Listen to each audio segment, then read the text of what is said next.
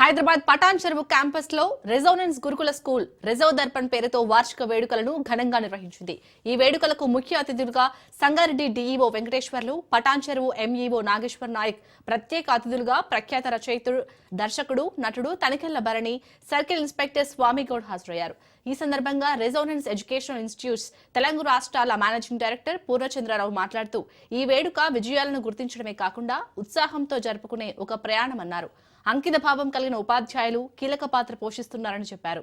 Resonance school of excellence లో ప్రేరణ, సంరక్షణ అనేవి కేవలం సంచలన పదాలు మాత్రమే కాదని అవి తమ విధానంలో అంతర్భాగాలని తెలిపారు.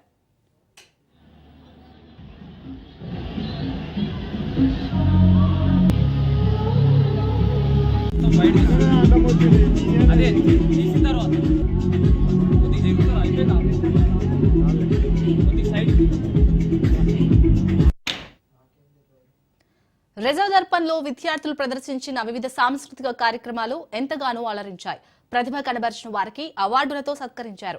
ఈ కార్యక్రమంలో resonance institutions Telangana academic dean Vidyasagar, marketing manager Markandeyulu, general manager Mallesh, zonal incharge Vani, principal Ramakrishna Reddy, ఉపాధ్యాయులు, విద్యార్థులు పాల్గొన్నారు. కాగా హైదరాబాద్ లోని మాదాపూర్, తార్నాక, వెస్ట్ మారేడ్పల్లి, డుండిగల్, మేడ్చల్, కుకట్పల్లి తదితర 6 ప్రాంతాల్లో 9 క్యాంపస్లున్నాయి.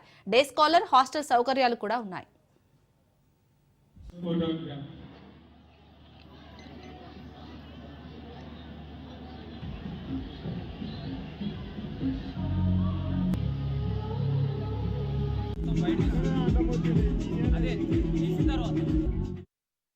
ఉపన్యాసాల్లో తల్లిదండ్రులు ఎంత గౌరవించుకోవాలి, ఎంత ప్రేమించాలి, వాడి రుణం తీర్చలేదు అని పిల్లలకి బోధిస్తున్న క్రమంలో వృద్ధాశ్రమాల్లోంచి చాలా మంది పిల్లలు వాళ్ళ తల్లిదండ్రులు వెనక్కి తీసుకెళ్లిపోయారు. అంటే ఒక సామాజిక విప్లవం.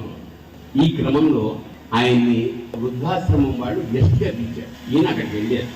వెళ్ళేటప్పటికి ఆ గేట్ దగ్గర ఒక 70 ఏళ్ల ఒక పెద్ద ఆవిడ ఒక సూట్ కేసు పట్టుకుని రెడీగా ఉంది. ఎవరమ్మా మీరు అని అడిగారు. అయితే మా అబ్బాయి నన్ను తీసుకెళ్ళడానికి వస్తున్నాడు అని ఆనందంగా చెప్పింది.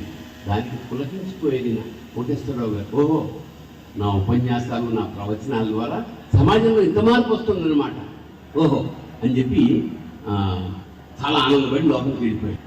లోపలికి వెళ్ళి మొత్తం తిరిగి ఒక గంట తర్వాత బయటకు వస్తే ఆవిడ మళ్ళీ అక్కడే ఉంది.